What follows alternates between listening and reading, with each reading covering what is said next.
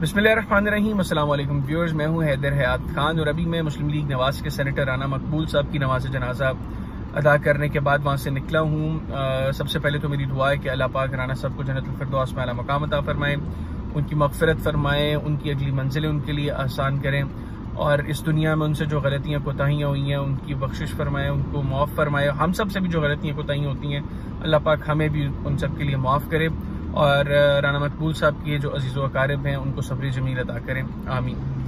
राना साहब की नमाज जनाजा में बहुत बड़ी तादाद में सहाफ़ी मौजूद थे, सियासतदान मौजूद थे जो उनकी पॉलिटिकल पार्टी से थे, इवन पीपल्स पार्टी से, पाकिस्तान तहरीक इंसाफ से वहाँ पर सेनेटर्स और दीगर पॉलिटिशियंस मौजूद थे। चेयरमैन सेनेट सादिक संजरानी साहब वहाँ पर मौजूद थे और बहुत बड़ी तादाद में उनके अजीज़ व अकारिब भी वहाँ पर मौजूद थे। वहाँ पर एक डिस्कशन चल रही थी मुल्क की सियासत के ऊपर। एक तो ये बड़ा अलमिया है कि हम जनाजों पर भी इस तरह के डिस्कशन से अवॉइड नहीं करते, तो वहाँ पर कुछ सहाफ़ी, सीनियर सहाफ़ी वो डिस्कशंस कर रहे थे कि किस तरह इलेक्शंस की तरफ मुल्क जा सकता है या नहीं जा सकता। फिर जो ब्यूरोक्रेट्स थे उनका भी इंटरेस्ट यही था और वो जो फॉर्मर ब्यूरोक्रेट्स थे उनका इंटरेस्ट था कि हमें थोड़ा हालात हाज़िरा से जो सीनियर सहाफ़ी हजरात हैं वो आगाह करें। मुस्लिम लीग नवाज मुझे वहाँ पर दो ग्रुप्स में बटी दिखाई दी और दोनों ग्रुप्स अलग अलग जो है वो बैठे और जितनी देर मैं वहाँ पर मौजूद रहा मुझे वो दोनों ग्रुप्स जो हैं वो उनकी आपस में कोई मुलाकात भी दिखाई नहीं दी। तो एक ग्रुप जो है वो एहसन इकबाल साहब के साथ बैठा हुआ था एक तरफ और दूसरा ग्रुप राना सनाउल्लाह साहब के हमरा दूसरी जाने बैठा हुआ था।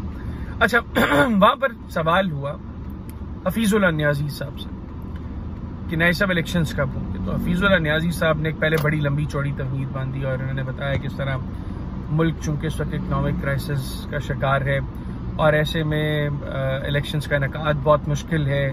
इलेक्शंस होंगे तो पॉलिटिकल पार्टीज जो रिसेंटली इक़्तिदार में थी उनके लिए प्रॉब्लम्स क्रिएट होंगी।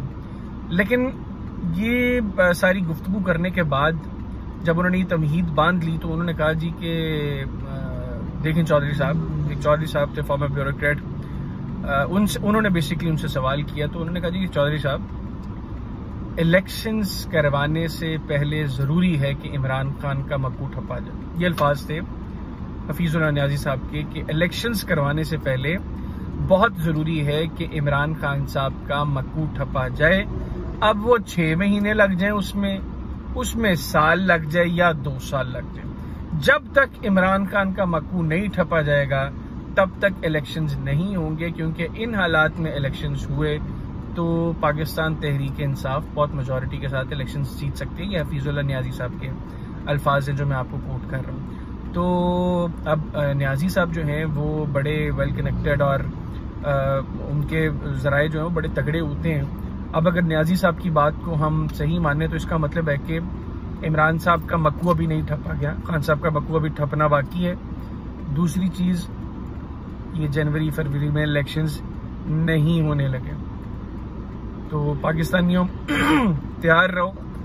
अभी जो इलेक्शंस की तैयारियां नज़र आ रही हैं या जो इलेक्शंस के हवाले से लोग बातें कर रहे हैं, ख़ासतौर पे वो पॉलिटिकल पार्टीज़ जो माजी करीब में इक़्तिदार में रही हैं, ये सिर्फ जो इक़्तिदार में रहते हुए ये गंद करके गए हैं, ये अब उस गंद को एक दूसरे के ऊपर डाल रहे हैं ताकि ये अपना दामन जो है वो साफ कर लें और पब्लिक में जाएं कल को। और इनको टाइम रिक्वायर्ड भी था, अब वो टाइम इनको चाहिए, उस टाइम के बाद ये इलेक्शंस की तरफ जाना चाहेंगे। सो far as per Hafizullah Niazi साहब उस वक्त तक इलेक्शंस नहीं होंगे जब तक इमरान खान साहब का मक्कू नहीं ठपा जाएगा। तो अब आप अपने इर्द गिर्द देखें, आपको लगता है कि इमरान खान का मक्कू ठपा गया है, आपको लगता है कि इमरान खान की सपोर्ट में कोई कमी आई है, अगर तो कमी आई है तो फिर तो समझें इलेक्शंस करीब है, और अगर नहीं आई तो हफीजुल्लाह नियाजी साहब के बकौल अब 6 महीने लग जाए, साल लग जाए या 2 साल लग जाए, मक्कू ठपना मैंडेटरी है और सबसे जो है वो प्राइमरीली मक्कू ठपना खान साहब का ज़रूरी है। अब देखते हैं कि हफीजुल्लाह नियाजी साहब की ये खबर किस हद तक दुरुस्त है। इजाज़त दीजिए, अल्लाह हाफ़िज़।